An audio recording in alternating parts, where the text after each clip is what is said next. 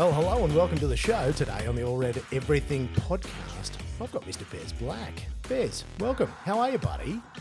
I'm good, thank you. I'm good in yourself? Mate, I am really enjoying the technical complexities that we have gone through today, because not only did I realise that it was daylight savings and I was an hour late for you to dial in from Melbourne, but we were 3 minutes into recording and my wonderful business partner Simon decided that that specific moment in time was the moment to reroute our RJ45 cables through the roof. Yeah. So we just started recording, and then the whole ship went down. The thing froze. So look, we've now fixed that problem. The cable's plugged in. So despite quite a colourful start to this little podcast, we're here, we're away, we're off and racing. Bez, thanks for making the time, buddy. I'm stoked to talk to you because I've seen you do mad stuff. So videographer is probably the skill that you've crafted, but you're now also agency owner. Mate, tell me a little bit. Give me the pitch. Give me the elevator pitch. Rock Bez Agency at me. So yeah, originally known as Bez Media, we rebranded as Bez Agency about 2 years ago, a year ago, somewhere between there. Where we basically specialize in video production, photography, and social media management. So we're not just a video production company; we're a whole different level of what we do.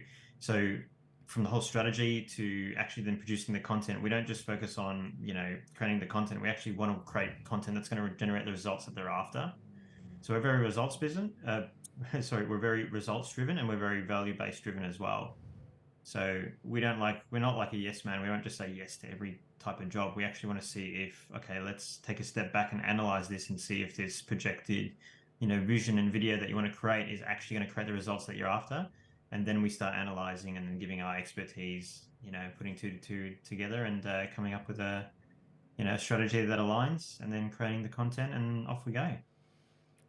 And you do beautiful things, I think, and that's always what separates, I guess, the people that just sort of knock around making things, because there's, in the year 2023, there's a fair bit of IG vertical video e-fame. And again, it's all well and good to make one video or, one video every 6 months. But I mean, you've fully commercialized the thing. So, I mean, what sort of volume are you pumping out? Like how much work is rolling through these days? Quite a lot. So I've expanded and got a bit of a team now. For so long, I was the product. Not that I didn't mind it. I love filming, I loved editing, and don't get me wrong, I'm still heavily involved in the company. Whilst I still work, on the business, I work in it as well. Trying not to work in it as much, but I just love what I do. Sometimes I just can't help it. I want to go pick up the camera. I want to go edit this. So still heavily involved. So probably different to a lot of agencies, because a lot of the directors would kind of just be sitting behind the PC all day, every day. But I still get amongst it. I love it. Well, that's good you love it. And it's really funny, mate, because with what I do, I'm very much the same. Like, I actually love getting in the thick of it. But as you get further in your career, it's not always the best utilisation of your time. And that's sort of where the challenge is, that you start this thing because you love it, you get good at it, and then you end up having to do less of it. And that's a really weird place to find yourself. It is. However, as time progressed, I realized that I didn't want to be the product. When I'm looking at the long-term plan, when I'm looking at like 2 years, 3 years, 5 years ahead, realistically, I want to be, enjoying my life. I want to be living, more comfortable, but also having that time to, do other ventures that I might want to do, exploring, the world that I might want to do, just enjoying my life, So, it got to a point where it's like, I don't want to be the product anymore. And I started creating a plan to transition myself out of it. And I actually thought that was going to be the hardest part, having a company called Bez Media. I want to deal with Bez. Whilst that stigma was there a little bit, the transition from going from me as the product to, hey, here's my team and myself, wasn't actually that hard or as big of a transition as I expected. In fact, it was all the other things around it that were. So yeah, no, it's good. So which other things? What were the things that caught you as you grew? As you went from the man, the brand, the machine, Well, for starters, no one's ever going to run your company or do what you do, right? Like, no one's ever going to put in that 110%. Whilst there'll be, some amazing people that work for me, it's just one of those things where it's like I do things a particular way at Of a course. particular speed in a particular, angle and vision. And it's obviously hard to replicate and find someone that can do that Yeah. 110% to how you do it. But then there's not just that aspect of the work, it's also that aspect of how do they communicate and liaise with the client when they're there. Again, Mm. like we were speaking before we started, there's the creative side, but then there's also the business side. Yes. Whilst there's a lot of creative, whilst there's a lot of talented and creative people out there, a lot of people don't know how to do business. A lot of people don't know how to speak. A lot of people don't know how to have the proper etiquettes to, you know, Yeah. To communicate. handle themselves in Yeah, these. so I guess it was the mix of, managing the team, making sure things are done to a particular standard, in a particular timely manner. Obviously, throughout the job, the particular things on our shot list are captured, Mm. the particular angles that we need, make sure things are reviewed, all that type of stuff. So realistically, it's all the nitty gritty type of stuff, whereas opposed to when it was just myself, I know that I've got everything. I know that I've done everything. I know that I'll go home on that computer and upload all the footage and go bang, bang, bang, done. I captured everything. I didn't forget one thing. I didn't forget to do this. I got this extra thing. Yeah. So I think it was just more so educating and training, people to work at a standard and level that I expect to see. Doesn't come quickly. No. Everyone knows that. Can come quicker to some than others. Obviously, if they have already been, in the field for a while and have that little bit of a business aspect, because most creatives are running their own thing, or they're trying to run their own thing. They're doing it on the side. They're doing it full time. So the ones that kind of were doing it full time have a good understanding, but then also it doesn't necessarily mean that they had all the aspects of what they needed to do to grow in a business sense. Very accurate. And I see that often in the creative sphere where people are particularly good at their chosen task, be it photography, videography, whatever the creative endeavor is. But then the commercialization of that creative output is usually where it falls over. Mm-hmm. And I really do see that. And you mentioned it where when we were chatting before, just about like the understanding your worth and all those sorts of things where you don't really know.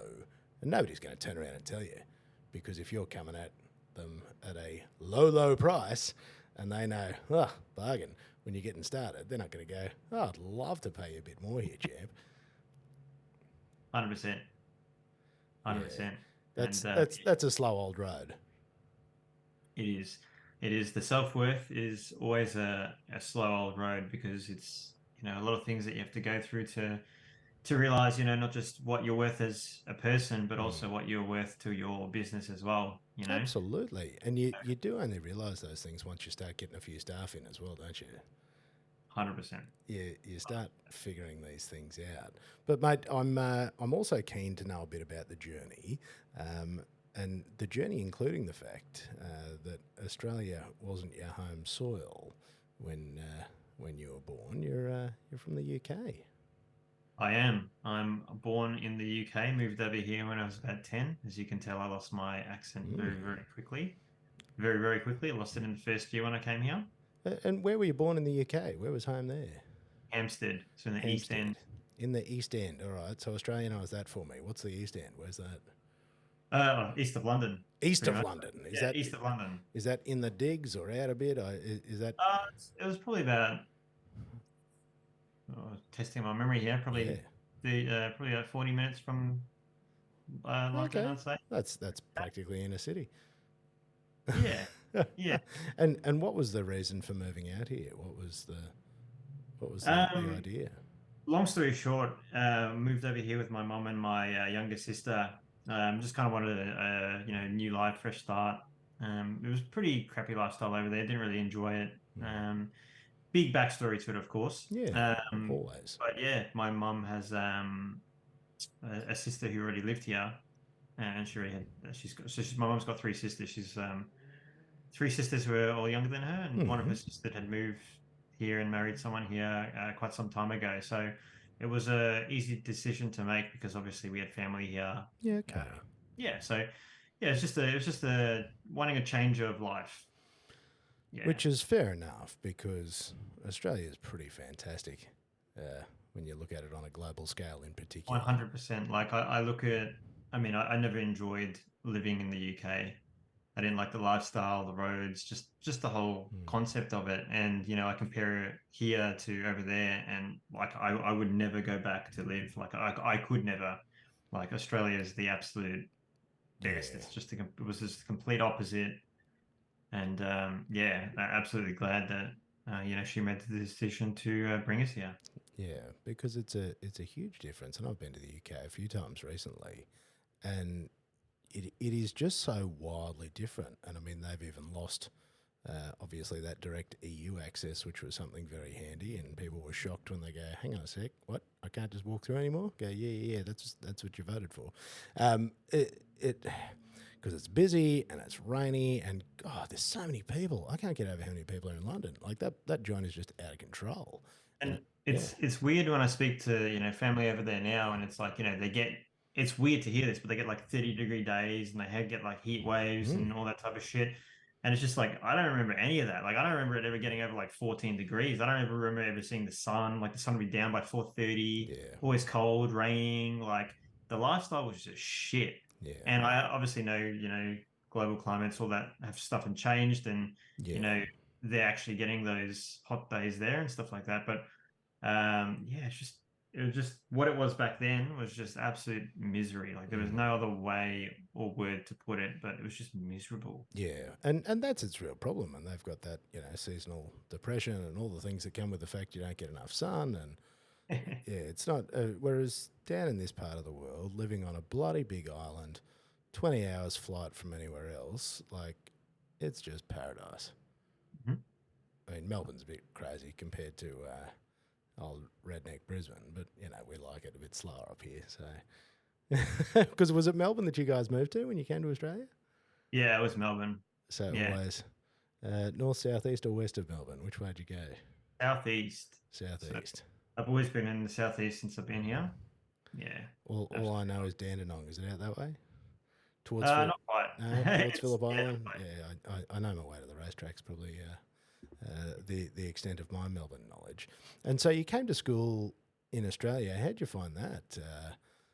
Young pommy lad, 10 years old, coming into the Australian education system. I'm fascinated to know what that was like. Interesting, Well, very interesting. nice, or an absolute fucking nightmare. Uh, um, It was very backwards when I first came. When I was in Mm, the UK, I was in a private school. So obviously it was a massive difference I'll bet. with what I was learning. Like I made my first remote control car in the UK when I was in, grade three. Like Yeah. I was like, using, woodwork materials, cutting up things. I was using like CAD. Like I was doing some really cool, interesting stuff, and I was really into the IT computer stuff. Yeah. I even remember I learned how to, shut down the whole, library computers when I was like 6 or 7 years old, and just yeah, Fantastic. just the stuff I learned there was interesting. Like I got to admit, like the school that I went to there was very, very forward excelling. Yeah. And then obviously coming here because I came in, I did my first, I landed literally on the 1st of Jan Oh, wow. 2001. Okay. So yeah, literally came here on New Year's Day, Far and out. yeah, my first year was obviously year six. Mm. I did 1 year, year six, and went straight to high school. So yeah, that was an interesting year. Like it was just like kind of still learning. I was still 10, like Yeah.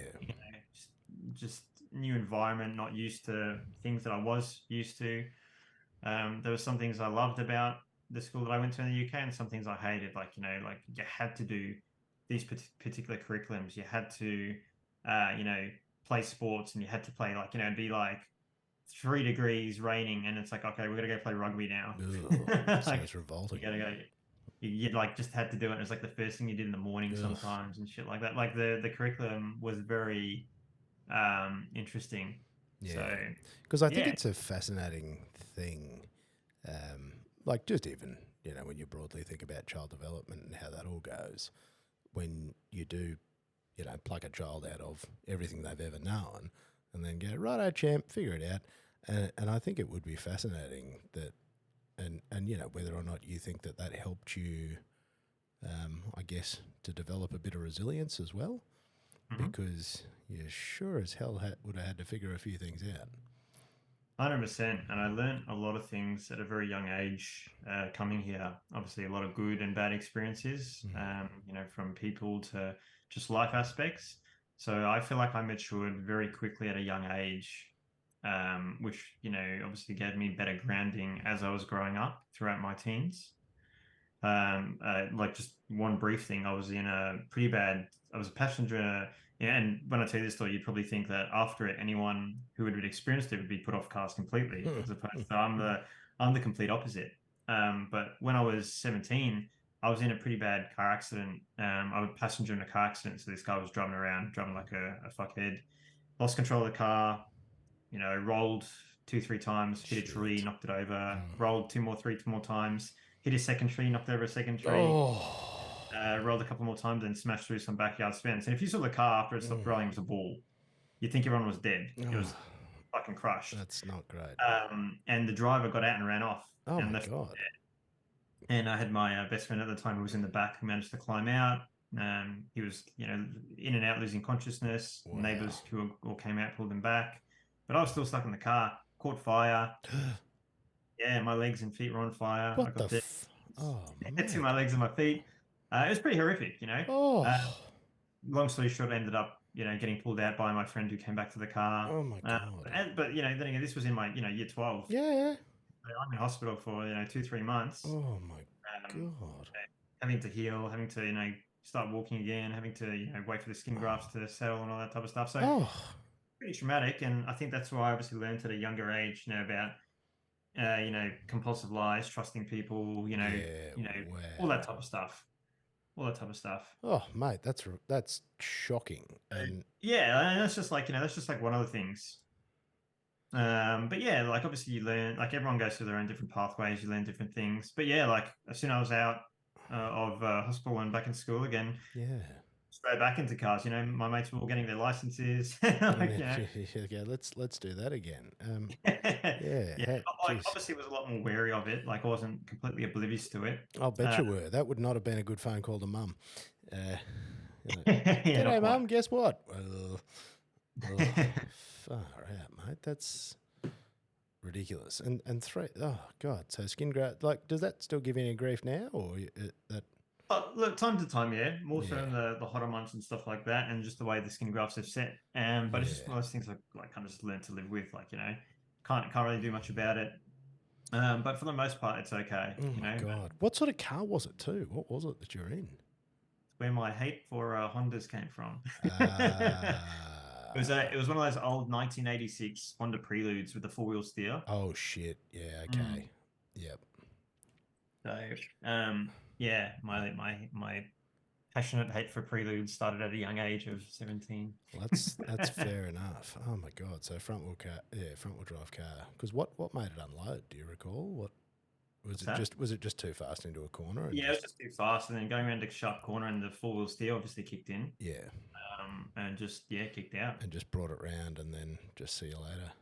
Yeah, because I reckon he was going anywhere between 120 and 140 k's. Yeah. Were there repercussions for him on that? Did he? Not sure. Yeah. Not sure. Like it was very blurred lines. Like whilst we got told the police, were charging him, all this type of Yeah. stuff, and never got told an outcome. Yeah. Wow. So yeah, but yeah, he kind of vanished. I Like I think kind of, fucking bet he did. That's extraordinary, mate. That really is quite shocking. But you got back on the horse because and that would that have affected your ability to get your own license? The driving again with the obviously pedaling a car, but so feet were all good to be able to. Yeah, it was hard because like I couldn't really like do my learners at the time because I had to wear this big moon boot for quite some time. It was not recommended and it was difficult to drive. I'd still try anyway. I still did it. It didn't stop me. Like I still did my learners, went driving around, all that type of stuff. So it didn't put me off from cars. I was so like as I mentioned before we started this talk, been into cars since as young as 14. Yeah. grown up amongst it. Like you can't get me away from it, and it just Yeah, I get it, that. Um, it's what was your first car? What did you start rolling around in? my R34 Skyline. Oh, really? So Yeah. you got that? So the because you still own that car now, right? So what spec? Talk me through. Paint me a picture of this R34. So it's a sedan. It's the R34 sedan. But back then, it was basically the first R34 sedan pretty Yeah, I much was going to brought say in. four doors. Look out. Yeah, back then it was like the first. It was pretty much the first one brought in to the country, and yeah, like again because I wanted an R34 Skyline so bad. Back then, 2007 is when I got it. So back then, July. So my birthday's in November. Mm.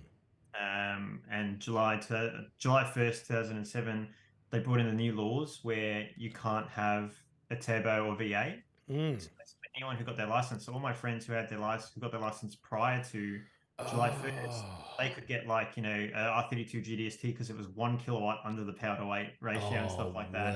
And they wow. could get like, particular V8s, like, the VS, Yes. like the Yeah. VS or the VY and stuff like that. And obviously missed out, so I had to get an NA. Oh, wow. I was so set on obviously getting a coupe, but then after my accident, I was put off Yeah. getting a coupe, and that's when I was kind of like exploring different options because I'm like, oh fuck, I can't get a 34 now because Yeah. I don't want to get a coupe. I was a bit, scarred from it. Yeah. And when I was looking, I just happened to discover a sedan, and I thought it was like a Photoshop. Yeah. Thought it was fake, and I started looking into it, and I go, oh wow, this is actually legit. This is a real thing. Yeah. And I started looking online, and it just so happened, like a couple of days later, this importer called SEI Motors in Cheltenham, which is like pretty much Dandenong, had brought in like three R34 sedans, a black one, a silver one, and a white one, Wow. and I instantly just fell in love when I saw it. Huh. And yeah, went and got the black one, and yeah, like that's where Do you remember how much? How many dollar dues? 16K back then. Wow, 16K for a four door NA. That still feels like a bargain, doesn't it? Would have been all the money in the world, I'm sure. But Yeah. as a young man buying a car, wow, auto manual, It was auto. Yeah, yeah. auto as well. Yeah, yeah. Because back then as well, as much as I love manual, it was hard for me to drive manual because of my feet. Oh, bloody bet. Yeah, yeah. So again, it's just like fuck, what do I do? And that as well. You like back then, it was like a barn find if you could find a manual NA34 four door, let alone like a GTT. You know what I mean? Yeah, Like, absolutely. Well, that's yeah, it. That's unicorn stuff there. yeah. That's But fantastic. basically, those 2 years, you didn't see it. Like I was literally, I swear to God, I had the only 34 sedan back then. Mm.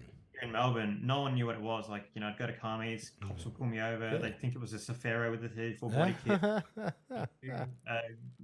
with a 34 front end, Mm. and they just did not believe. A lot of people didn't believe that it was a genuinely a 34 sedan. People Yeah, don't yeah. didn't Because they never would have seen such a thing, would they? exactly, yeah. So yeah, literally for 2 years, like saw none, and in 2009 they just started popping up everywhere. I think they actually started becoming more popular, Mm. bringing him in, and yeah, but it was just really really funny because yeah, next to no one and had one.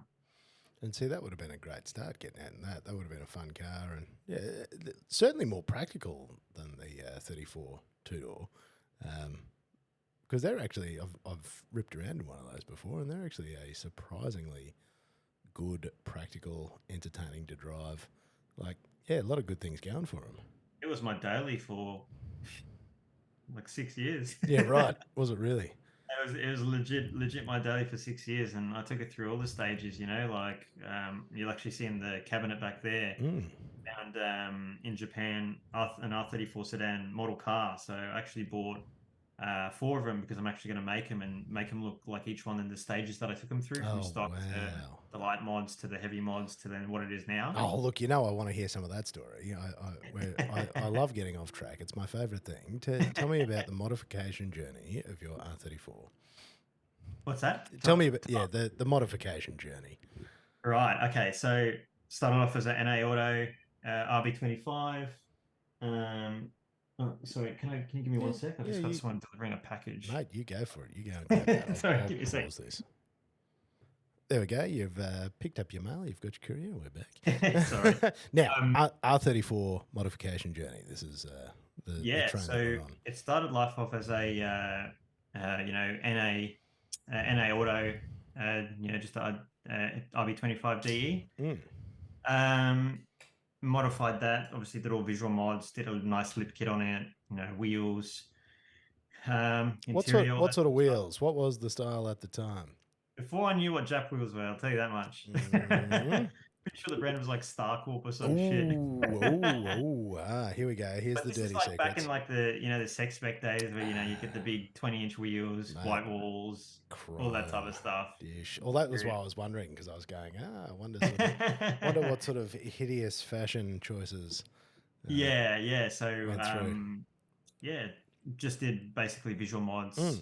Do March, you had your pod filter, cold air intake, trying to mm. get the most out of your NA as possible. Absolutely, that extra 2 horsepower makes all the difference. Yeah, and then 2 years in 2009. So back then, you were only on your piece for 3 years. Mm. So and then obviously you were full license. So yeah, it's about 2 years in 2009. I lost my license, Happens. um, as you do.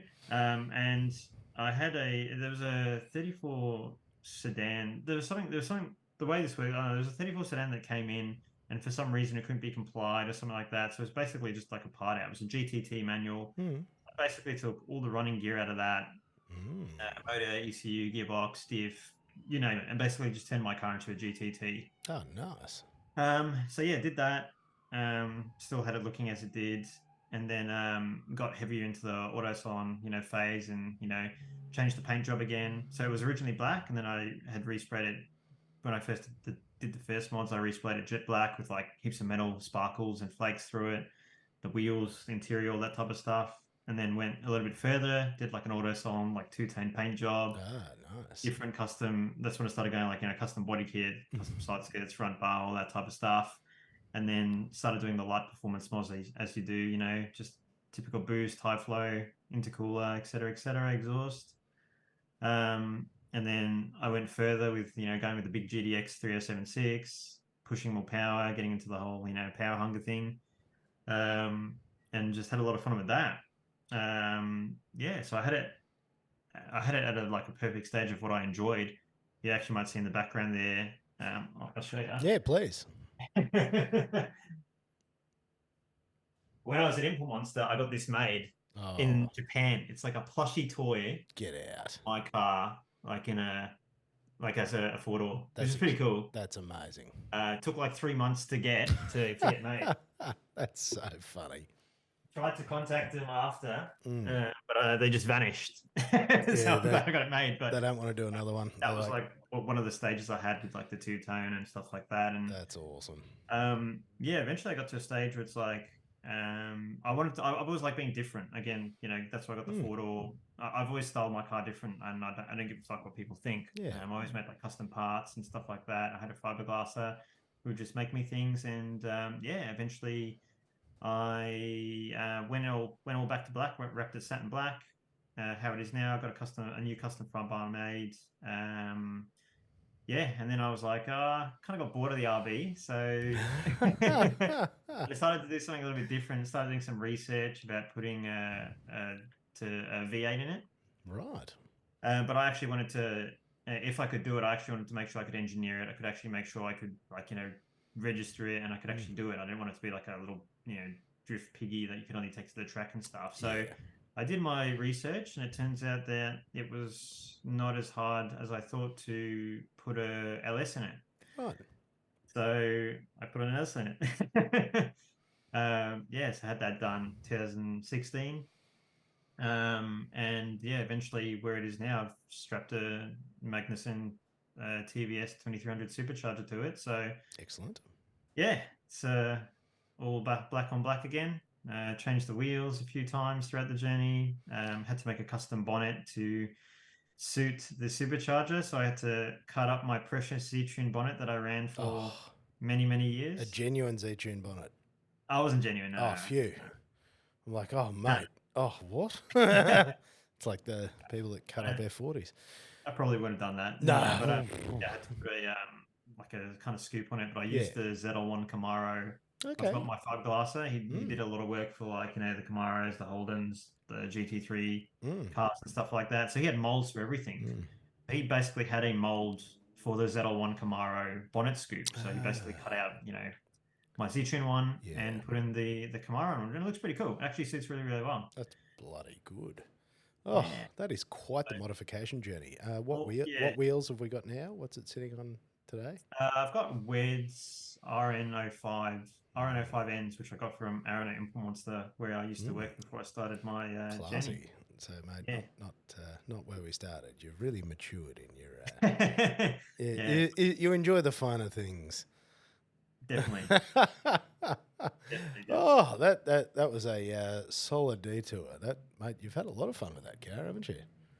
I have. It's like I said, I dailied that thing for 6-7 years. Even when I had the GDX on it, like I drove it every single day. And then I got to a point where it's like, maybe I shouldn't. Maybe I should start. And I had other cars at the time. I had an S13. I had this cool VIP Celsior, which I absolutely loved and regret selling. I'll bet you.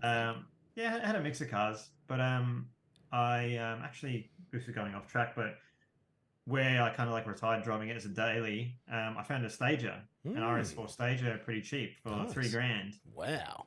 And I was like, Series 1 RS4, and I was just like, yeah, this is cool.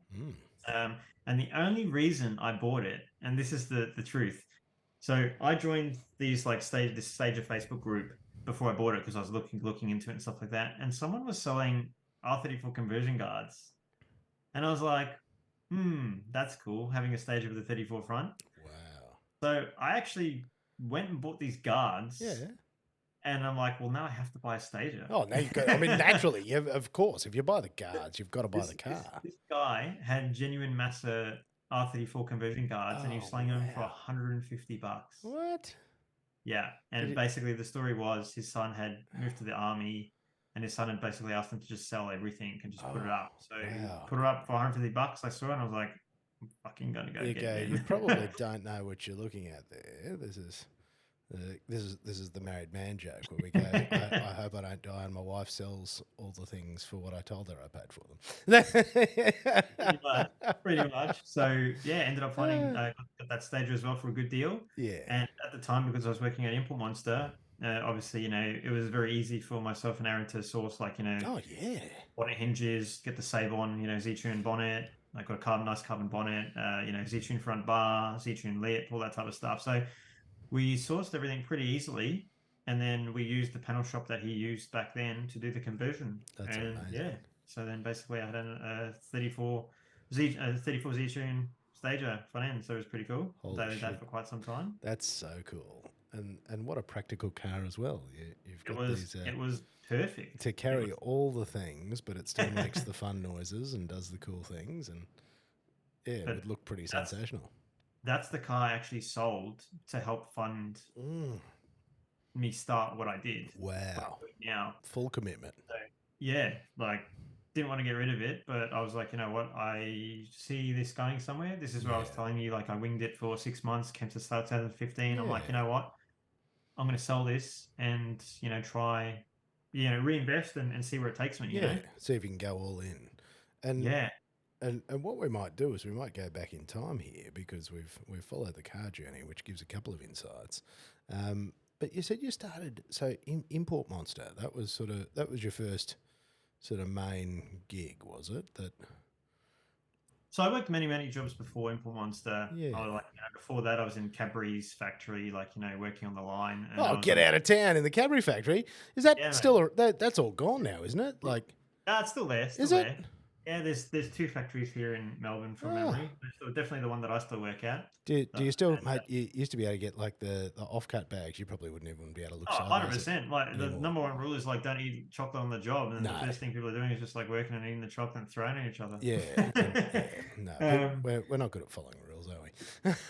Yeah, it was an interesting scenario, but I actually went for that job because a good friend of mine got it for me. So I studied HR and management when I finished my year 12. I did 1 year of it in deferred. And then later on, I kind of just did it on the side as a part-time thing, just because I was like, I'll finish it and try to get a diploma or something under my belt. And I was only working it because they had a HR management role at nighttime. That was I'd always see people churning through that role. Yeah. And I just so happened to know the person who worked there during the day because he was part of SAU, which was Skylines Australia. Ah, The Skyline that I'd met, back when I yeah. started my journey in Mate, 2007 with it. SAU represent PHP bulletin boards. What's up? Yeah. Yeah, we're going way back now. Mm, So, um, yeah, I obviously was like working there and trying to learn the ropes because then eventually I could learn to, maybe move into that role. makes sense.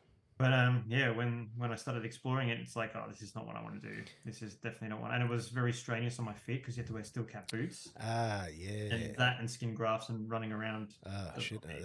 That's terrible. As fun Actually as that damaged my sounds. skin graft working Ooh. there, and it's just like, and there's no way this can be a job that I'm going to work No, in for a long term. So no. I actually quit. And funny enough, as you do, you quit your job, you go home, you go on Facebook. What the fuck do I do? And there just so happened to be, I had Aaron on Facebook. I can't, like, just every car person adds every car person back then. But Totally. I just remember seeing a status from Aaron. He had posted basically, like, looking for someone to help with logistics and strapping engines and this and that. Mm. I was like, oh, this sounds kind of cool. Like, it's Yeah, cars. Like, that'd be good. you know what? Fuck it. I'll flicker my message. See what happens. Yeah, I went down, did the interview. Apparently, I did things a lot more competent than the other Yeah. people. Oh, and you would have turned up in a sweet whip as well, so you'd get a few cred points for that, wouldn't you? Yeah, I'm pretty sure I rocked up into 34. Yeah, Yeah. that was my daily back then. That was the only Yeah. that, So that was how I was that going around. wouldn't have hurt. Nah, definitely not. I think it definitely expressed my passion for cars. Yeah, yeah, and I then think, the product knowledge as well. oh, I think he definitely questioned me having a two-tone paint job and non-Jap wheels. I'm And he pretty sure I went, remember that. yeah, And right. And he went, first thing hang on he a said to me, second, you might be able to work here, but you're gonna have to sort this shit out. This is not I'm pretty good. sure the first thing he said to me is, "You're gonna have to change those wheels." We're gonna do something about that. I'm like, not complaining. He hated Oh me. no. But yeah, obviously moved into that, and Yeah, the backstory was obviously because I've been involved in the automotive scene and network and all that type of stuff since I was like 14, 15 years old. yeah. Naturally people started coming in to talk to me and like wanting to deal with me and asking me stuff, and I knew my shit about cars Yeah. back then. I was And you would have been known because again, you'd been active on the forums. You're out and about. People that know the car. Like, Yeah, so yeah.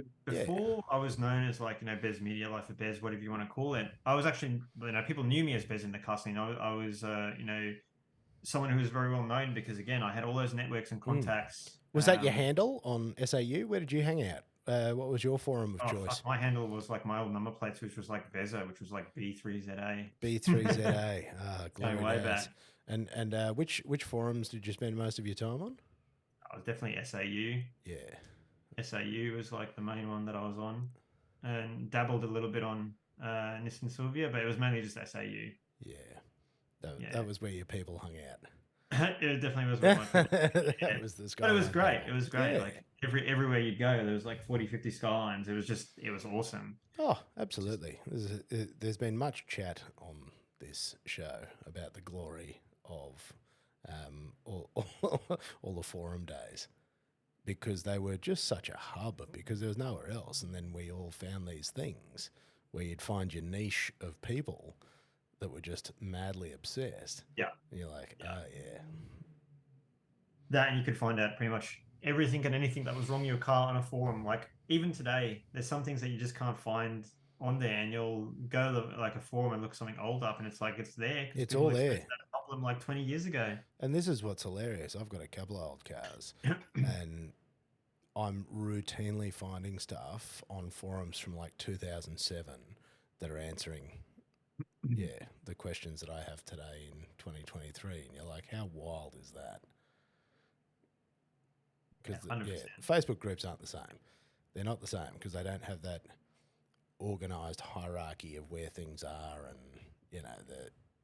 there was a self-management that happened. The in the structure is forums definitely not there. Yeah, it's just like a free for all. Like, it is just a free for all. Like there was an off-topic section for off-topic. And then if you wanted technical engine or anything else, it was all there, and you just go into that area and you go, right, I need to know about this.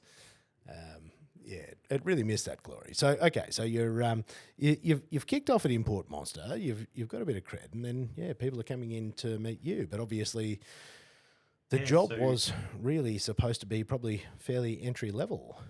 Yeah, so my job was literally supposed to be logistics. So it's Mm. like, container was, he would have like 20, 40 foot containers come in.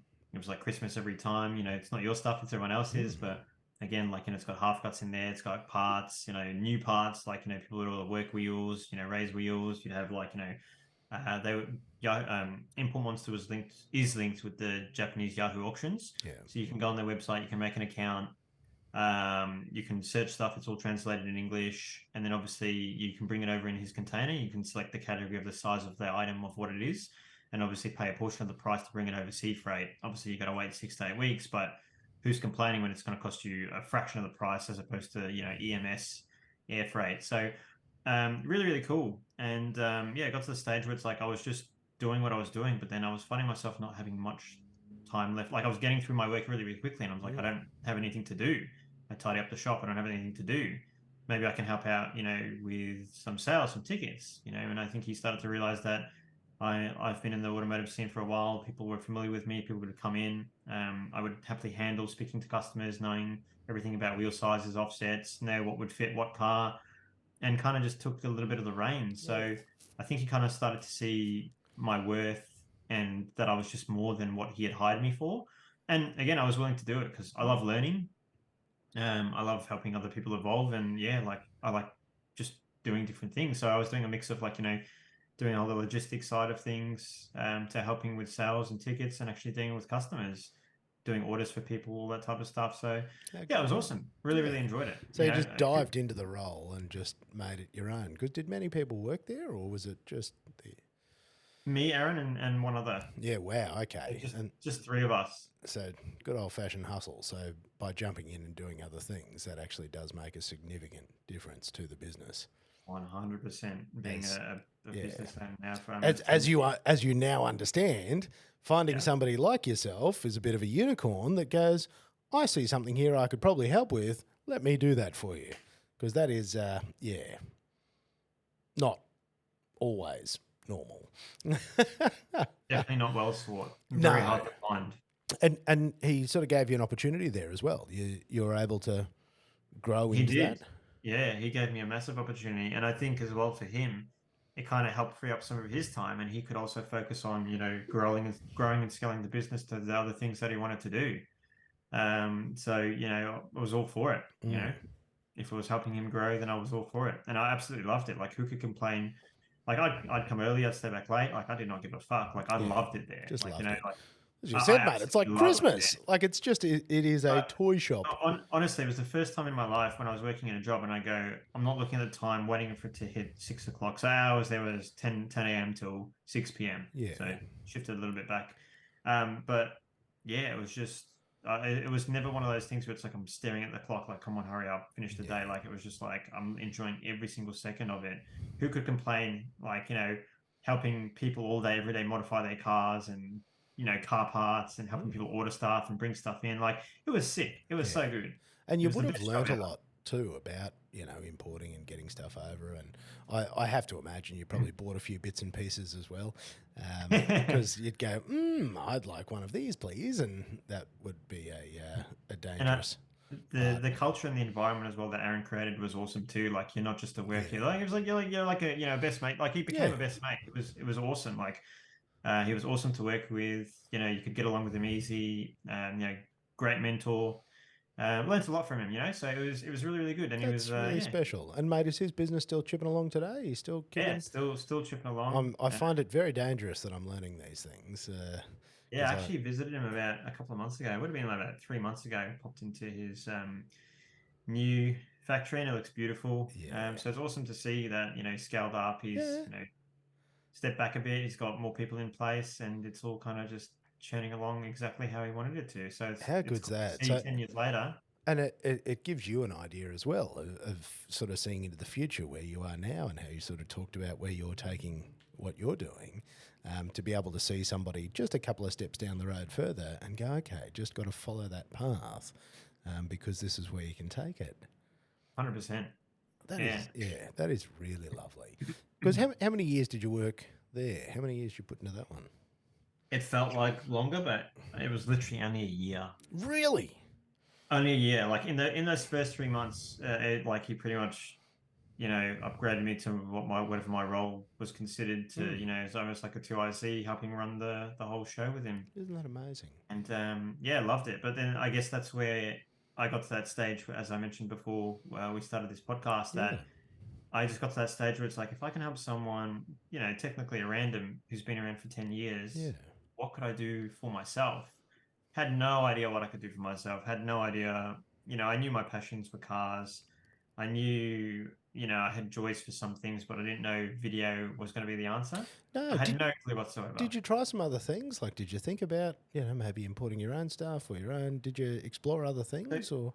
there's something I did back in the day, which I didn't mention to you Mm. prior. So I started this like community thing with a friend called Auto Indulgence, and it was like a little car hub. Like, it was a community. Like, we used to organize meets and stuff like that. But then we're Mm. also like a distributor. Like, we're almost like a middleman, where it's like people would come to us because, again, we had all the networks, and then Yes. we'd go to, we'd organize everything and help modify their car, and then, like, brand their cars like an Auto Indulgence car and stuff like that. So we had all these, cars driving over with our branding on it, all Interesting. modified. Yeah, it was really, really cool. So we created not only like a little business out of it, but community as well, which was the best part. And it was massive. It was Oh, really? unreal. Like, I've still got all the photos of like the meets that we did and stuff like that. And it's just like, you have like 100 cars with our banners on it and stuff like that. It was really cool. It was really, really cool. So I guess that's where I started thinking, maybe I should do something along those lines. Mm. Maybe I could do something like that. But it's like, I don't know if I don't know. I just didn't have the, like,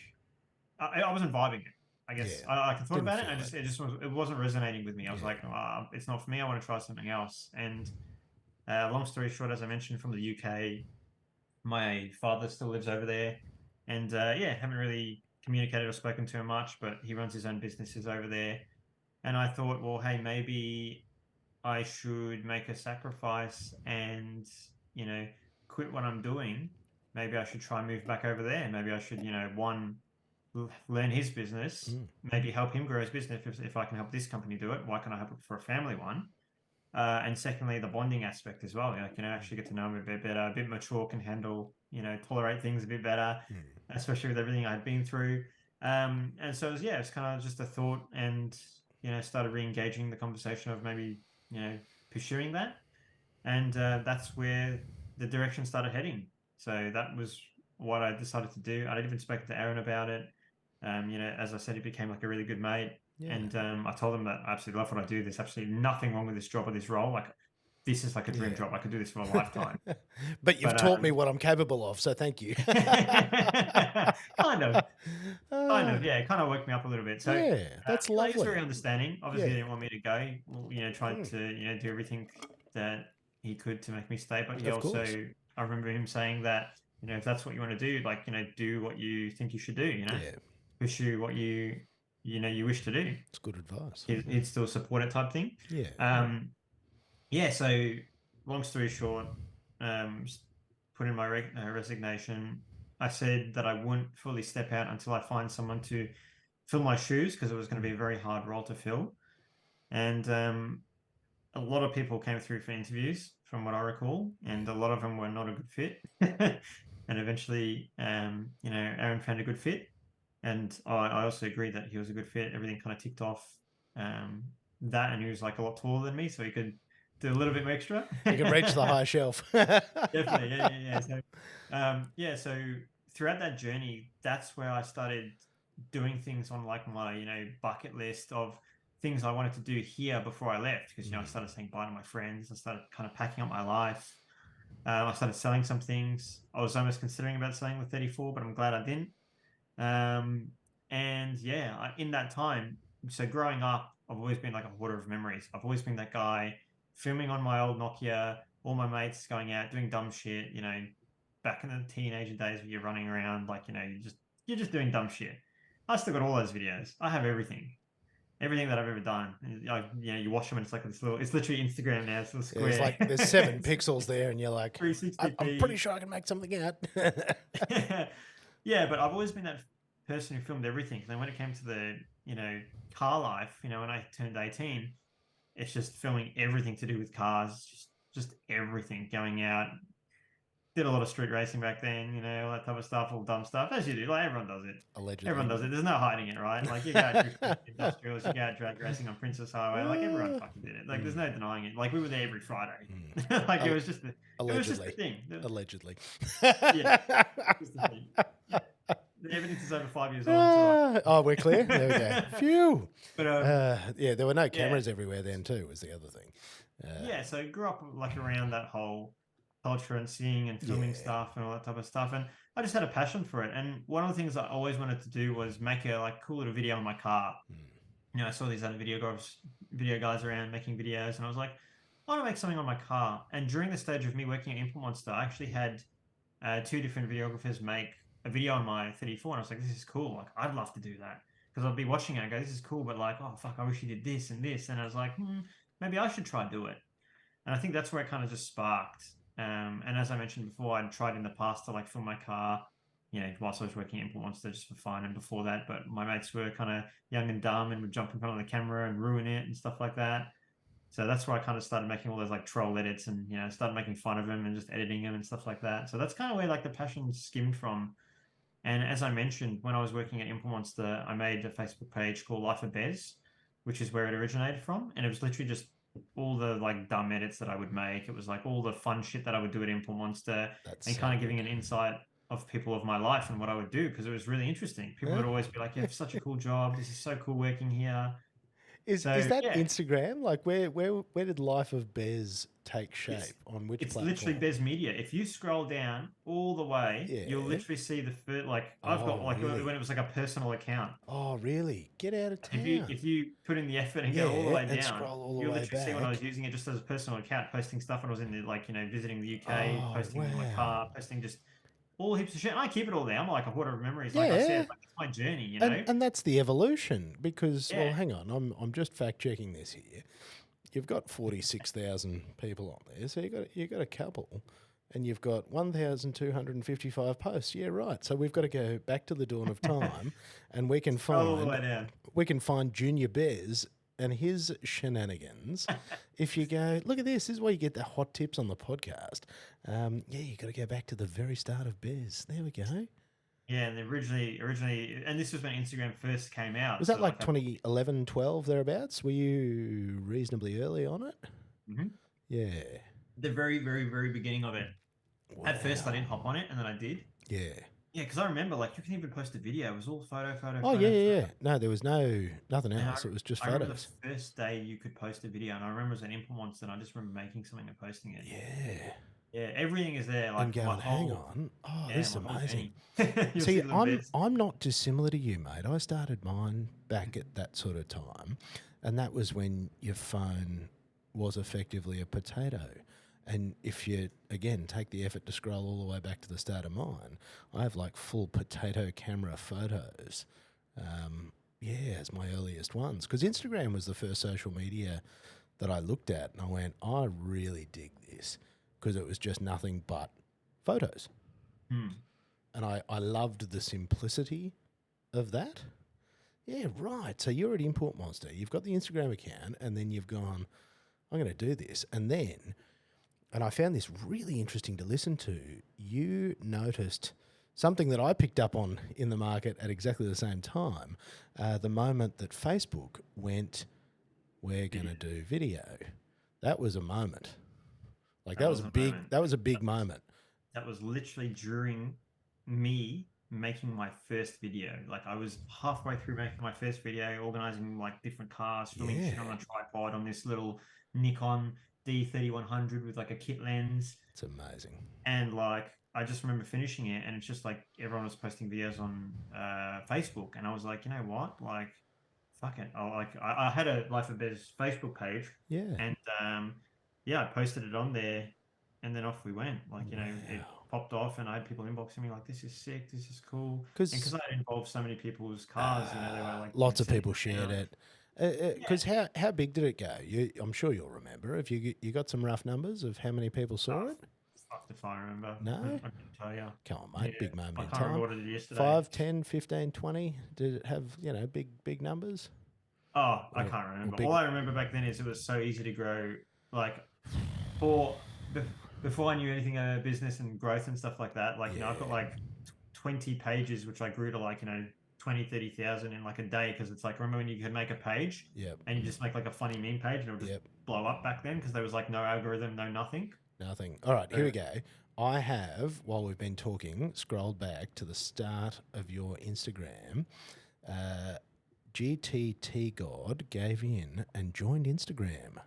Is your very first post on the 12th of October, 2012. You got 9 likes and 5 comments. Pure fire. Actually, hang on. 1, 2, 2. No, hang on. You were responsible for 4 of those comments out of the 5. probably like deleted accounts then and stuff. Yeah, no, hashtags and things that you put on there. But it's actually, it's your car and it's in the form that you just showed me. Or I think very close to the form that you showed me, where it's got the threat number plate and then the blue-black two-tone with gold wheels and what looks like a gold stripe between the two. Yeah, there you go. Oh, man. Oh, that's like OG iPhones. Hang on, iPhone 5. Yeah, Oh, yeah. mate, for entertainment, anybody that's hanging here with us, yeah, this is surprisingly entertaining when you go back to the beginning of Bez Media. Oh, that's fantastic. Well, And like I said, I'm a hoarder of memories. I like showing the journey, yeah, A lot of people out there, like, have this fake facade and, like, only post, like, started with like 20 posts and all this stuff. And yeah, I'm all about the journey. Like, I'm all like, I want to be authentic as possible. I want to show, again, people, like I said, I'm self taught. I knew nothing about video. I knew nothing about photo. I fucking didn't study shit. yeah. I literally went out every single day, every night, experimenting myself. I'd go on YouTube, try to learn things, learn from other people. It was all just real, like, Just growth, figuring like it just out. self-taught growth and practice, practice, practice. And yeah, And, just and mate, that's what it is. So that's why I just keep it all there. You can literally see everything. what my life was like, where it transitioned from influencer to posting videos. You can see how shit the work used to be. I keep everything there because it's a Yeah. story. Well, it That's what it is is a for me. I story. want people to actually be able to look at it and go, this guy, isn't just posting like cool, like, Yeah, really high quality shit. Like, this guy actually started somewhere. Like, you can actually see how my, journey and work progressed. And I think that's important to show as well, because again, a lot of people like to fake it till they make it nowadays. I see it all the time. And like, like I said, I don't give a fuck. I don't give a fuck if you're the best in the world. I don't give a fuck if you got a million followers. Like, I care about the person. It's yeah. about the journey and the person. Like, as long as you're genuine, authentic, and you've got a particular goal that you want to, achieve, like, I can go for it. Like, I'm all for helping others evolve. I give people advice. I mentor people. I Yeah. just do it for the love. I absolutely, absolutely love it. That's really cool, mate. Like yeah, going through that, I think that's lovely and it's quite funny. Like I've kept all my things up there as well for very similar reasons, and even this podcast, because when I was first doing this, I didn't really How know long what have I you was been? doing. Sorry, And mate, 2019, I think I published the first one, but right? they're pretty terrible. Like the first couple are just not even on topic. They're not with other people. It's just me talking, trying to figure out what to do. And it wasn't until it again, it's that same journey where you go, hang on a second, maybe there's the self belief, all these sorts of things, and going, maybe if you talk to somebody else, then that might be more interesting, and then it turns out that that's really fun, and then and it sort of has this natural growth. But it was also learning the gear again, not dissimilar to the journey, where you've got the most basic things, And and then when adding when each little bit. when did you start video yourself? What year? Mate, Like, I are we talking like well past before me? Like, I started in 2014. Will you say like well before that? Around the same? for video, I started in probably 1995. Oh, fucking hell. All right. And Shit. and Well, that was where I was like learning it. But my parents bought a high 8 Sony Handycam, which would have been very late 80s, very early 90s, somewhere around that point in time. mhm. And I was fascinated by it. And I used to make stop motion. And my dad actually found some of my stop motion videos from when I was a child recently. And I do like get little toys and stuff. So, yeah. And then I learned SVHS, how to edit on SVHS suites, and you got like a broadcast That's camera on your wild. shoulder, Yeah. and like we're doing that at school, and you'd be filming with these big monsters. My younger brother, who is actually one of my business partners, not the one who pulled the plug earlier, the other one, mate, he did film and TV as well at school, and they submitted their project and got in very serious trouble because their project was about street racing. So they took school cameras and school property, and then our other brother's RX-7, and they went out fucking drag racing people with a school camera hanging out the window filming it, and they thought that they'd actually developed a really nice documentary piece, and then they all got hauled over the coals for it, going, "You can't do this." That's creativity. Yeah. So long journey, but the real problem back then was how expensive gear was. Like it was unattainable, unachievable. Like you couldn't do it. And that's exactly what I was getting at. Like, Yeah. obviously, because you've been around for that long, you would understand around around the time when I started my journey, where it's like we didn't have Sony Alpha cameras. We No. had like full frame. Like, you didn't have like RS2s, RS3s, Ronin M's. Like that didn't even exist. Like I said, the only Correct. gimbal that existed was the OG Ronin, which I have, and it was fuck heavy. Like it was like ridiculous. But even before that, like before glide cams, it was just like tripods and sliders. Yeah. What else And did you have? even they were fancy because Yeah. I was And the steady cams and things, but everything was just prohibitively expensive. yeah, so I remember I got my glide cam, and that's really what Because they were started my for people listening that don't know what a glide cam is, that's basically, it's like a pole with counterweight weighted on the gyro. bottom. Yeah, weighted Yeah. gyro. So the camera's at the top, and it's got weights at the bottom. Yeah. And yeah, you get these nice smooth shots, and you have to like literally manually control it and twist it and stuff like I that. tried to do one of those, and I didn't I have reckon the I set patience. up like 80% of people's glide cams around Australia. Because there Like, was a lot of people doing that, mate. There was yeah, a but point a lot in of people didn't know how to time. balance them properly. They were very No. finicky. Like every time I like see someone using one at an event, I couldn't help it. I'd be like, "Is Yeah. that balanced properly? Like, do you want me to have a look at it?" And I'd like always do it and like do the test, and Yeah. they'd like just drop straight away, and I'd be like, "Fuck!" Like, Yeah. because I'd always like see people's footage, and you can physically see when it's not balanced properly because you can just tell. Yeah, of course. And you can almost pretty much make it look like Ronin footage, especially if you like master the techniques and the movement and stuff. But the way you could use that thing, I loved it. But obviously, you didn't have that like balance. You had to be really, really sturdy, like your axis is not being level But and stuff like that. see, But that's also useful. The fact that you learned how to do that, and you actually learned how to do the manual operation of it, would have actually given you fairly significant crossover skills. That when you grabbed a Ronin for the first time, you're like, hang on a second, this is the greatest thing ever. the greatest thing ever. I remember buying my first Ronin secondhand off another video guy who'd been around a little while before me. And I was just like this thing was fucking heavy, and I had this like 70D on it.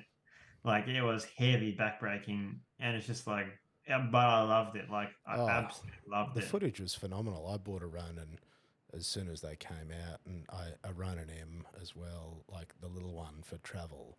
And I just couldn't, because again, because I'm a dinosaur and I date back to the 90s, having a gimbal, uh, I mean, mate, this was just impossible technology.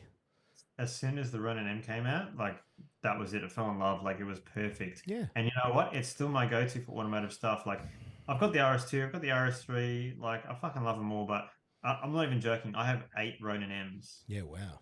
That, I'm not. So you're not down. What are they using now? Like the Xeon Crane and the little things and Yeah, all the yeah. Like I think the handheld. most commonly used one now. I think DJR is pretty much what the like it's like 97 of the market cap. But Yeah. yeah, you can get the Xeon cranes. You can get heaps of other ones. But yeah, the Ronin RS3 is probably Ronin RS2 RS3 is what most people are using nowadays. And don't get me wrong, still awesome. Yeah. But I'm just still such a big fan. It's funny. I'm actually posting a video tonight.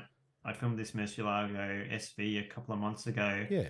This is a personal project, but I also filmed some behind the scenes thing. And I'm actually posting a little video tonight, which actually shows me using the Ronin M and talking about it and why I like it better Yeah. than some of the Right. new gimbals. And whilst the new gimbals are amazing and I still do use them, Mm. I just feel like they're not as steady and smooth as the Ronin M. Like there's just something about it. And again, look, it's personal preference. Some people might disagree.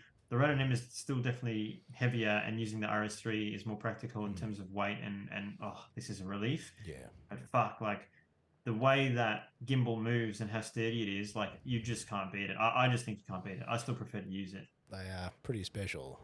Total side note: have you ever had a chance to have a whirl with an RE Trinity or something like that? Have you had a chance to play with those? What's that? An RE Trinity? No. No. You'll have to do yourself a favour one day and mild stupidity there, but there's always it's part of the fun in, I guess, the production world is there are all these wonderful tools, and the struggle is actually figuring out which tool is the right one for you and the right one for the job. 100%. But mate, run an M. That's you every day of the week. You can pick those up cheap now too, can't you? They'd be less desirable at this moment in time. Yeah, very cheap now. Very cheap. I remember when they were new, they're about two grand, 2.5K, like that. But yeah, now you can pick them up for as cheap as like $400 to $800. Yeah, wow. Obviously, I go for the cheaper ones because a lot of them now have issues, and I know how to fix them. Yeah, So I just buy the cheap ones, fix them up, and yeah, because the vision for me, the reason why I got so many people are like, why the fuck do you have so many? Like you're a fucking yeah. like what? Like you only use one biz. Like eventually, and this is something we're about to roll out soon. I'm going to start, helping people out, helping creatives out, Mm. and I'm literally just going to, run a little workshop. You bring your camera down, mount it to the Ronin M's that we supply, use a gimbal. Because again, a lot of people, especially the young ones, can't afford it. No I know way. it's become more affordable now and stuff like that. Like Yeah. gear nowadays is so much more attainable than what it was, but still a lot of it comes with a price tag. Absolutely. But yeah, I'm actually just starting up a new business venture with a friend where we're going to be, supplying, like, they can get a membership, they can get, access to all our LUTs that we make for photos and videos, our raw footage, our raw photos, our tutorials, and they can basically work with, for the people who can't afford a camera, they can at least work with That's the awesome. editing side of things Yeah, and start and you learning. can and they can play with your footage, and Yeah, then learn how to apply LUTs and learn how to do all these things under yeah, your guidance, mate. That's really lovely. Are you allowed to 100%. say what And that's then called yet, or is that still top secret?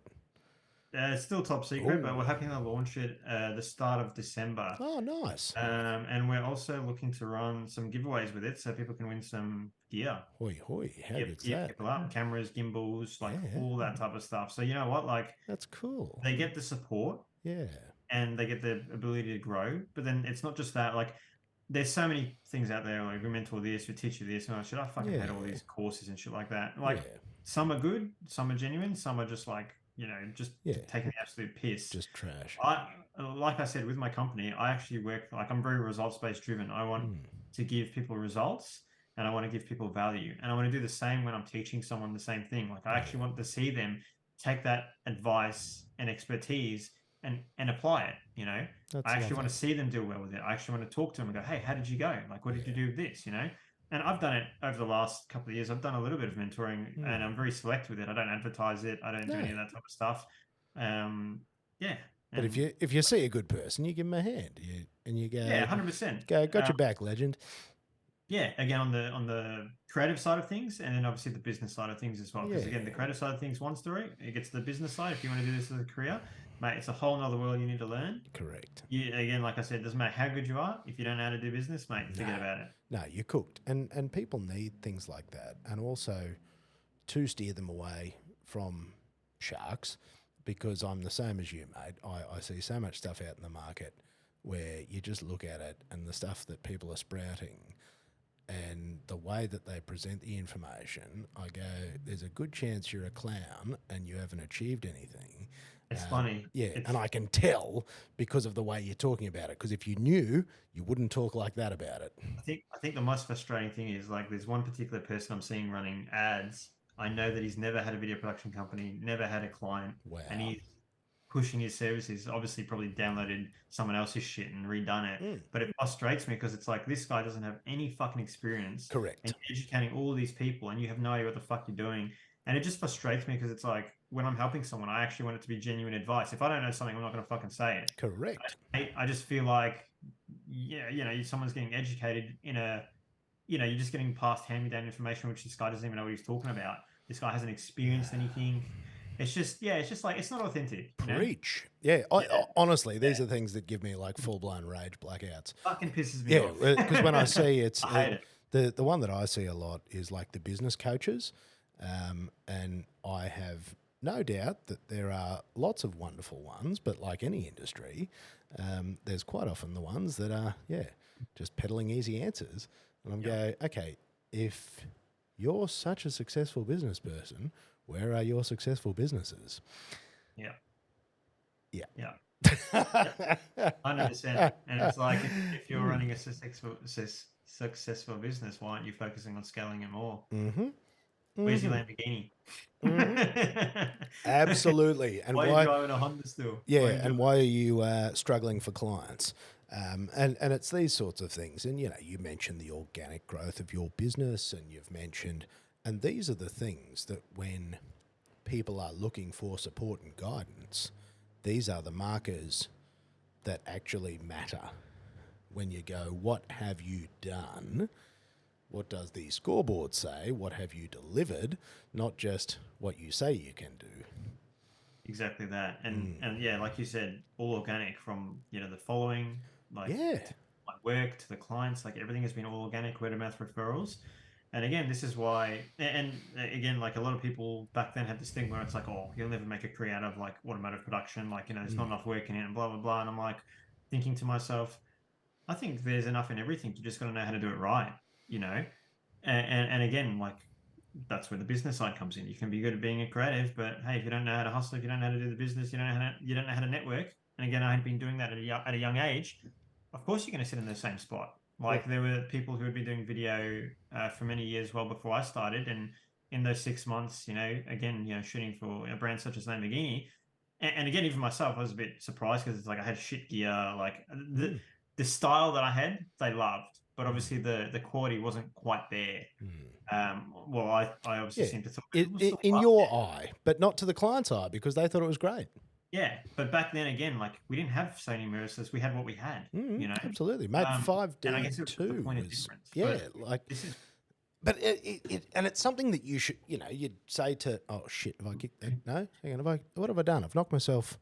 technical issue Mate, number bloody three. technical issues. That's all right. Here we go. It doesn't matter what you're shooting with.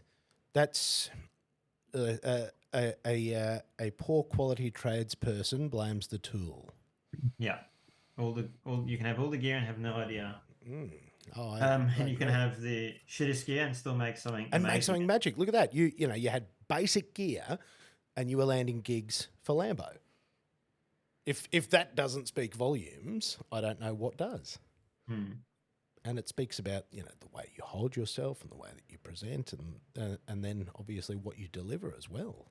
Yeah, and like just a message for everyone out there. Like obviously I wasn't like this. Like I still learned shit along the way. I still made mistakes. You still like everything was a learning game. Like whilst I had the confidence and I was still willing to push the boundaries, it didn't mean that I was like I was perfect at it. Like there were still things that I learned along the way with like dealing with clients and doing things and that. No one's perfect. You're all learning your own journey. But if you can get taught a good enough base to work off on the do's and don'ts, then it's obviously a world of difference. Which is why I love telling creators my story because it's like I'm self-taught. I've like come from nothing. I had no following, no nothing. I didn't spend a dollar on marketing, and I made it into a successful company with a team now. Continuing to work, and we're busy as all hell. And I like encouraging them because I think it's possible. Like I said before, before we started talking on air, that lost my train of thought. But It's um, but providing that guidance to people because you've done it. You created your own path when people told you that a path didn't exist. yeah, yeah, that, and it's just like that's what I was going to say. Like I even encourage people who are looking to do the same thing as me. Like I said before, there's that stigma of people who like to evolve and grow together and network, and they love what they do. It's like, hey, you're an automotive too, fucking sick. Let's do something together. Or like, hey, like let's chat, and you learn off one another and you grow. Might be some bad eggs there, give or take, but then there's the opposite side where it's like, fuck that guy, he does videos well. I like this guy's videos, but who gives a fuck, man? Like everyone's on their own journey, doing their own thing with their own style. And that's why I encourage those people who are in the same line of field as what I am, because it's like, well, hey, one day if you're up to my standards and par, like, fuck, I'll bring you on for a job. And I've just recently done that. I've just recently approached a few more people and we've got them on board and they're wrapped. One of the first jobs a guy had was coming out with the McLaren, and we did a McLaren drive day, and he'd sent it there and heaps of the new McLarens, and it was sick, and he absolutely loved every single second of it. So it's all about the person. Like I was saying before, it's all about, like, yeah, you got to have the passion there, but you also got to be a good person. You got to really, really learn how to be genuine, authentic, and just be yourself. The work will come. The work will come. Whether it's mediocre work, good work, how you hold yourself is a whole different story. And that is a huge life lesson, is that the quality of the individual, the good character, good morals, really basic fundamentals are so much more important. And you've touched on it a few times, where if they're not a good person, they're not going to be a good fit. Yeah. And I think that's what it comes back to. And I've discovered the same thing in my own world, through the same lessons. And this is what's so funny as I listen to your story, is we've done the same thing a number of years apart, but the stories are broadly identical. As I listen to you telling me these different things, I'm like, what a classic. It's extraordinary, because I sort of wonder, being that bit older, going, oh God, it must be so much easier now that all this stuff's so accessible and simple and all that. But there's still such a steep learning curve. Pros and cons, and, yeah. and I guess you've identified all those things as well. Like the stigma, but the stigma I always hear, it's like every industry is saturated, right? There's not many industries that you can think of that aren't saturated. Like, everyone's doing everything. Video production saturated, photography saturated. There's heaps of talented people out there. There's heaps of companies and businesses out there, whether you're a sole trader, company, whatever it is. There's heaps of us. But again, there's so much work.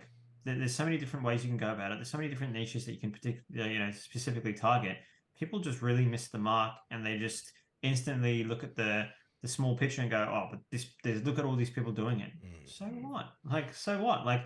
If that's what you get passionate out of doing, do it. But make a fucking plan. Have some sort of base that you can go off, and then hit the ground running. Again, you are going to sit in the same spot if you don't have any sort of vision. You can winging it takes you only so far, and that's what I was saying at the start. I just winged it for the first 6 months, see where it took me, saw that it actually had some sort of legs, and I'm like, okay, this has potential. Then I actually sat myself down, worked out a business plan structure, and when I say business plan, I'm talking about, okay, cool, I want to try get this many clients, or I want to try and make this much money. It's kind of like when you service a car. It's like, come in 6 months or before this many kilometers. I kind of did that in the sense of, I'd love to be able to try and make this much money in this time frame, or I'd love to be able to onboard this many more clients in this time frame, and I'd like to get some in this industry and try this out. And I just create a whole structure and list of, how to do it, what I wanted to try achieve. And I absolutely fucking smashed what I had set out, absolutely obliterated it. And I'm one of those type of people who loves to self-reflect. I'll self-reflect every month. I just love doing it. I'll always look back at things. I'll always analyze things, see how far I've come, the good, the bad, what I've learned, and just, see what I can do better the next month. And I think a lot of people lose focus. They set a goal, not that it's a bad thing, and they just keep going and going and going, but they forget to stop and look, what have you achieved? Because a lot of the time it's like, oh, I'm not at where I want to be. Oh, I haven't done this. I haven't got to this point yet. It's like, okay, but shut the fuck up. How about you look what you have? Sure, it might have been half of what you've set to, but you've already done half of that journey, more than what you were. So every journey is different. Everyone's moves slower and faster than the other. These are all basic things that most people know, but sometimes you just need to be reminded. And you do need to be reminded. And this is the value of having a good peer group. And exactly what you're looking at building is a community of creatives working together, supporting each other, learning from people who have done it, and then learning from each other. That in itself is so valuable going forward, because that's also the network. And this is the interesting thing, is I felt very outside of the production world, because the same as you, no degree, no nothing, just made stuff. like Hmm. just filmed and made stuff, and felt very outer, like very outside as I tried to commercialize, Hmm.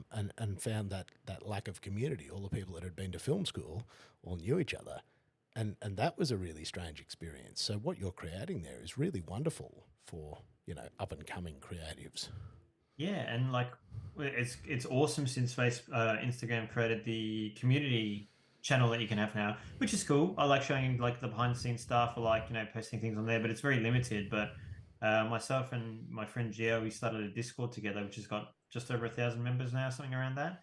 And that's just creatives from all around the world funneled from our following. All again, all organic, not pumping it or anything. And Yeah, good. educate, teach, talking to them, Can you hopping on there. educate an old man? Why would I be on Discord? Because I don't understand it. Yeah, talk me through. Tell an old man about that. Well, were you ever a gamer back in the day? You ever played games and stuff like that? I Yeah, was, yeah. yes. So you would obviously remember stuff like TeamSpeak and Ventrilo. No, I Okay. was before that. So Okay. yeah, so So we were taking like parents' computers to other people's houses and then yeah, learning LAN how to parties. LAN, and yeah. So Yeah. like So late '90s, early 00s. So there wasn't. What were you using then? I can't even remember. MSN. ICQ, yeah, pre MSN. Yeah. So The sorry, old poor old yeah. grandpa here. He's not down with the lingo. So educate me, mate. So, So I but some sort guess of chat thing. like for me growing up, like I was always like a bit of a gamer, played some Mm, stuff, and you'd hop on Ventrilo, which is like a chat thing, or TeamSpeak, and you can communicate with your friends on there and stuff like that. It was just like a little chill out thing. mm, I guess Discord's like that, but more advanced now. Like you've got your right. servers, you've got different things you can do on there. You basically build communities on there. You can Okay. build hubs on there. Um, So for is it me, modern? It's modern day forums. it is kind of like modern day forums, yeah. Like it really is. There you go, mate. You There's just so sold many it to things me. on there.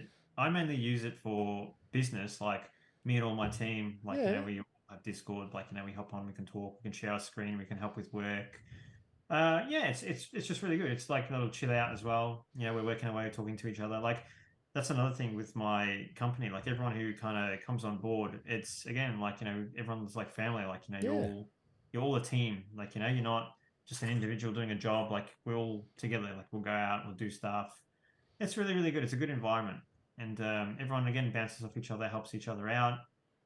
We're working on a particular job, looking over each other's work and stuff Yeah. like that, giving each other advice. Yeah, it's really really good. It's good synergy. Right. Because yeah, Um, I've never. And this is the funny thing again. You're helping an old fella here. I hear lots of people saying, "Oh yeah, it's on my Discord," and I'm like, "Oh god, another thing. I can't keep learning things. I'm running out of things." But so it is more of a community based, yeah, yeah, correct, exercise. Okay. All right. Well, correct. So I'll set one of those up. Where can we find? Oh, so hang on. You said you've got a public Discord, one that can. yeah, so everything's in the Bez Media Instagram bio. So it's obviously Right. got a link to my website, link to my YouTube, my clientele work, my personal Right. YouTube channel, and obviously the Discord as well. So we're about to start some activations with that as well in regards to pumping the whole, helping content creators out very, very soon. Gotcha. Yep. So I Okay. need to start doing that start of December. So not Gotcha. far off, just a week away. Yes. And yeah, we've got the whole structure planned out and just going to hit the ground running with it. Wow. Okay. So I'm also just flicking through your YouTube here as well. You've got a few things that have kicked off. There's lots of, 50,000, 60,000. Then there's one there with like 3.6 million views. Yeah, so So, YouTube was something I never pushed. Like, so to give everyone a background, mm, I don't give a fuck about following. I don't give a fuck about views. I don't give a mm, fuck about how many YouTube views I have, how many followers I have, how many subscribers. I don't give a shit about any of that stuff. mm. Me, I'm very business minded. I want to grow my business. I obviously want to scale it. I want to grow. I want to get more bigger clients on board, and I want to obviously make more, revenue. Yeah. Everything else around that, I don't care about the whole e-fame. I don't care about any of that type of shit. Like a lot of the stigma nowadays is revolving around that. And it's like, oh, go with this guy because he's got this many followers. Yeah. Like Gotcha. that whole stigma. Like I'm never really given a shit about it. I was kind of late to posting to YouTube because I Mm. was just posting everything on Facebook and things would kind of pop off on Facebook. Yeah, so eventually I just started posting stuff on there because it was like another avenue just to be discovered. Yeah. Again, yeah, just another place where people could be finding me, if that makes sense, whether it's a potential client. And believe it or not, like I've had plenty of work come through so many different avenues, like, Wow. from like Snapchat, Instagram, Facebook, Yeah. YouTube, like just the more avenues you're on, the better, because obviously there's more of a chance people can see you and discover you. So, And find you through their preferred platform. Oh, yeah, wow. Oh, thank you yeah. for educating an old bloke. That's I'm going to get me a Discord. On how can I say get on the Discords and sound extra old? Sorry, I just can't help myself. Yeah, but I mean, like, I think Discord for the most part, I mean, look, it's got so many uses, right? Mm, Like, for me, it was always used for, like, a bit of gaming, bit of business, and mm. then obviously, like, you got like um, hubs, that, like groups that you can join, which are like a community, and then they've got this different section. It's seriously like a forum. Yeah, it sounds like forums. It sounds Everyone like can get advice, and you can like all yeah, have stuff pinned in there, and people can talk in there. yeah. Like, yeah, there's It's so many possibilities. repackaged forums because as much as I like Facebook groups and channels and all these other things, yeah, a little bit of structure to it. That sounds pretty wonderful. I'm going to have to go and explore that. Maybe I do need to learn it. Bugger. Yeah. All right, that's good. Yeah, we're getting there. Oh, mate. So you got a lot of things going on, don't you? You got a few things keeping you out of mischief. Quite a bit, yeah. And I like to keep busy as well. I'm one of those people who likes to just consistently try to grow, not just as a person, but also with what I'm doing. Yeah, I always want to achieve bigger and better things. But I'm not like, whilst I say, like, yeah, I'm business and I want to grow and I want to make money. Yes, I want to make money. Like, everyone wants to live comfortable, but I want to do it doing things that I love. I'm not just going to do something because I'm like, oh yeah, this could make me a millionaire. But I'm working like a slave through it. I'm doing it, and like I get it, reap the rewards and stuff like that. But again, the journey I want to enjoy is. Oop, lost your camera. again. What is Oh, going your on? camera off. Yeah. No, it's just That's all stopped. good. That's all right. Um, Luckily, we're recording to an external recorder, so I've got the but sound here. yeah, like I said, for me, it's the journey. Mm, Like the people I meet, the experiences that I get to do, the travel that I get to do. Like every single waking moment of my life, I'm enjoying. yeah. Yes, there's going to be ups and downs. Not everything's sunshine and lollipops and rainbows and all that shit. But for the most part, every day I wake up not going, oh, fuck. Like, I don't want to do this today, or I just want to stay in bed longer. I love every single day. Yeah. Like, and I've been doing it now for 9.5 years. Wow.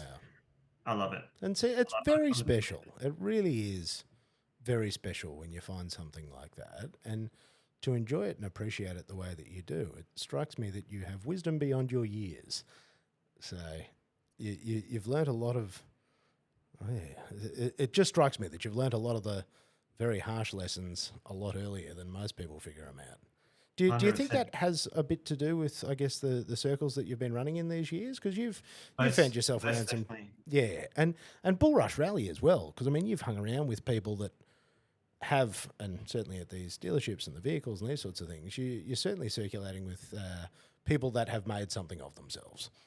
Yeah, well, that as well. I mean, that's just one small aspect as well. Like, whilst Sport Australia's a cool networking event with some high, profile people or people who have become successful. For me, almost like every client almost becomes like an acquaintance or a friend, again, because I have a very natural approach and very genuine about things. I'm not, coming in with a hidden intention, and naturally just get along with people. Mm, Like, and again, I just love it. I ask them, personal things like, what do you do like with your life? Where do you want to go? Like, tell me some of your hobbies. Like, actually bond with them. I like, again, I love networking. I love to yeah, get to know get to people. know people. People are fascinating. Yeah, yeah, 100%. And you just never know who you're going to resonate with. And again, I Yeah. love finding people who have the similar mindset, because again, it's very hard nowadays to find people with that same mindset, with the same morals and Mm. integrity. Yeah, so you just never know. So yeah, it's good. I have a really good relationship with all my clients. Because did you find They there can was call me anytime. a real turning point in the business for you, where in particular you went, look, I've got to change this and I've got to start to scale? Was that a clear moment or was that just a natural evolution? There was many moments. Right. There was many moments, and I think one of the biggest ones was me undervaluing myself for so long. Everyone does it. I was guilty of it, and I was a bit late to the party. And again, like, like I said, when I started, I was only charging a couple of $100, like $100, $200, $300. Didn't know my worth in the first, like, year or so. And then even further on, it was like I'm scared to charge $1,000. You know Mm. what I mean? Like, the mindset was there, but it was like, oh fuck. but then the types of clients I was dealing with were not the types of clients that would spend tens of thousands of dollars like what I deal Mm. with now. You know what I mean? So now it's no breeze sending out a proposal that's got 60K, 50K, stuff like that. Mm. So your mentality really changes as you grow. As I said, it's all a learning game. It's all seeing how it works, growth, and all that type of stuff. So there's so many different aspects that I could go into about it. But for the most part, yeah, like I think the biggest turning point was just knowing my self-worth, setting up an actual proper internal quoting system that actually, you know, displayed that, Yeah.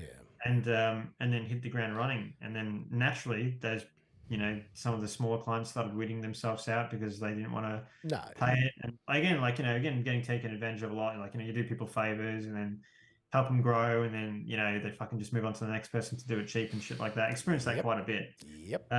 But now, yeah, over Yeah. the last Yeah. 5 years, I'd say 6 years, I'd say I've been charging what I should be charging. And yeah, Yeah. You found your way through, and a 100%. lot of people never make it there. And honestly, I think it's very exciting with the stuff that you're looking to share with people to teach them, because that's a very valuable journey. And I certainly appreciate the fact that it's something you are doing with honesty and vulnerability. You are demonstrating to people that, look, didn't get it all right, but here's a few things that I've learned, and hopefully you can learn from these too. Yeah, 100%. I think that that's really lovely, mate. And mate, on the horizon, where do you see all this going? Is this Bez worldwide? I mean, what's going on here? I mean, look, we already service people in other countries. Like, I've done quite a lot of jobs in a lot of different countries, and I'm starting from like next year. I'll be starting to do, well, like the team will start moving more into more of the international stuff as well. I've got a bit of a core team. We've got some, bigger clientele on board, and yeah, like the sky's the limit. But in terms of my vision of what I'm looking to do and achieve, obviously I'm still looking to scale. I'm like right now I'm playing the scaling game. Got the ultimate base, awesome crew, uh, all the synergies there. We've got constant work going through, but then obviously just bringing in more because now we've got the capacity to support more. Just launched our new website, Bez Agency, which you've probably had a look at. I have. It's very flash. Yeah, and that was one thing. We never had a website that really truly represented who we are, what we do, and the spectrum of work from small to large Mm. businesses. And now I think we have an ultimate base that really shows that. So that, again, because we still accommodate to small and medium-sized businesses, we don't just want to focus on all those big scale stuff. It's a big mix because again, we love helping everyone out. Yeah. Obviously, we've got to see if we're a right fit. We're pretty transparent with pricing and stuff. If someone kind of asks for an estimate and gives us an idea of what they want to do, we can obviously give them a rough estimate, to not beat around the bush and waste anyone's time. And that's the big one. I even had somebody reach out, and I've gone back to them today, and they've said, "Oh, look, I've got somebody who wants X, Y, and Z. Is there a day rate? Is there a this?" And my comment to that sort of stuff is, I need to know if your budget is $1,000 or $300,000, That because and there's a everything's big difference. yeah. That I mean, everything we do is custom quoted. Yeah, It just has to be. it Everything. it has to be. Yeah. And that's the very hard part in production. And I do think that that's part of the struggle from the client side, is that it's very complex to try and, apples with apples. It's very complex from the client side to understand, well, hang on, what's the difference here? Yeah. And that's something that I guess you have to learn how to educate people on that. 100%. Mate, Yeah. that's really cool. I'm actually really interested to see. And when you do roll out this business, you'll have to let us know so that we can share these things for you as well. Because Yeah. plenty of creatives in our network, I can assure you. I'd love to be passing those things around. I think that that's lovely for people to get a chance to see that from someone who has walked the path. Yeah, I really dig it, mate. That's awesome. Oh, I, thank I you. can see why Sharpie spoke so very highly of you and said, you got to talk to this fella, Bez. I mean, because what are some of the things that you've done that really stand out in your mind that you just go, I cannot believe I'm here doing this? Have you got one in particular that? So many, So like many. from like like the things that you experience in Japan that I like. I was going there like twice a year. Wow. Like, yeah, man, there's so many things I don't even know where to start. And there's just been so many highlights. Like one of the coolest things recently was shooting only the one of two Kuntashes that came here to Australia. Mm. So we had a pretty cool job there. We've got a job coming up this weekend from Sunday where we're filming this like Lamborghini Giro. So owners all Mm. around Australia, and they go on a three. It's like a little bull rush in a sense. Yeah, okay. It's the easiest way to explain it. So that's pretty cool. That's a direct job with Lamborghini. Wow. Um, yeah, we've done a lot of cool stuff. Like it's gotten to the stage now where we've worked with pretty much almost every single supercar manufacturer on a manufacturer level and a dealership level, Mm. which is pretty cool because the dealership level is more obtainable to people, but then working actually directly with the Oh, manufacturer that's massive. is fucking so Wild. fun, so Yeah. cool. Yeah, and again, being a car nut and the whole team, everyone's into their cars, Oh, of everyone's got a course. Have to be. modified car and stuff like that. So every like job like that, it's just like this is sick, this Yeah. is cool, like it's just fun. Can be stressful at times because obviously there's like certain criteria, time frames Mm. that you got to work with, especially with like events and drive days and et cetera, et cetera. But for the most part, it's awesome. But then obviously that's where it's expanded out as well. Like, doing stuff with like, we've worked with Lego, as you've seen, work with like, Yeah. Guess. Yeah, Well, that's it. it You're just pushing out in all sorts of directions as well. It's not being pigeonholed into just the one thing. exactly that, exactly Yeah. that. And I feel like with automotive, eventually you do kind of feel like you hit a pinnacle because I mean, like, how much more further can you go when you do work for majority of the brands? And obviously, those majority of brands only do X amount of work per year because from vehicle launches, there's not many that come out Yeah. from Correct. events. There's not like whilst there's a lot that happens, there's not a whole lot compared to No. like look at a brand like Lego. It'd be Yes. a different thing every week, right? Mm. There's just something always happening with Lego. It's just an example. So it's just perceiving different. Uh, Correct. yeah, it's Yeah. just perceiving it differently. Like And there's you got to companies that push yourself and open yourself to new possibilities because you don't yeah, even know what you might be missing as exactly as that. you're looking too hard down one path. I think that's a Yeah, lovely thing to be. exactly that. But yeah, just plugging the website. We finally have an awesome base. I think I've put like 50 case studies on there. And I'm still working on about two or three more. Yeah. Wow. We're doing one recent that we did with Porsche, which was pretty fun. But yeah, like just heaps of shit that really show a diverse mix of what we do, what we've done, how the work looks, and it's just a really nice platform now that really shows who we are. And I feel like that's one aspect that I never had. I never had a good website that represented everything about what we do. Yeah. And it's very important because if people only know you from the internet and from the things that you post, it can sometimes be hard to put two and two together. Whereas you can go, no, hang on a sec, just go and have a look at this, and have a look at the sorts of things we do and what we develop, and through your website. And yeah, as I said, I flicked through a bit of it. There's a lot of stuff there, mate. A lot. Yeah, and I even get into you've been done stuff with Singer and Fiat. Yeah, I roll through and I'm there going, that's pretty cool. There's a lot of fun things hidden in there. I think people that enjoy a dig through your website. Yeah, and you can even go to the case studies thing, and we've even set it up where you can actually go through the categories. So if you just want to look at all automotive stuff, Yeah, you can right. look at all the automotive stuff as well. There you go. But mate, it's lovely, and as you said, it's wonderful to see people that I guess push forward in this and find their place, find their confidence, realise that there is enough for everybody, and people can work together, and there are actually people out there who like working together. I think that you've found a really lovely place, but you've also found a really lovely place to build a business from. It certainly strikes me as something that I think you've nailed. Thank you. Yeah, mate. Thank you. Yeah. I'm honestly. I'm really. Yeah. I'm very impressed at all the things I've seen today. I know that that's not necessarily the point. I'm here to just talk some smack with you. But it's just, mate. It's really lovely to see, and it's lovely to see somebody who has just, as you said, mate. You just created it from nothing. You just decided that, like, I would like to try and see what happens. 100%. That's massive. Mate, I'm not going to hold you too much longer because we have really made quite a colourful day here. But, buddy, what I would really like before we wrap this up, Mhm. for people that want to follow you and people that want to find out about when these things drop and when these things are coming out, where can people follow your adventures around the internet?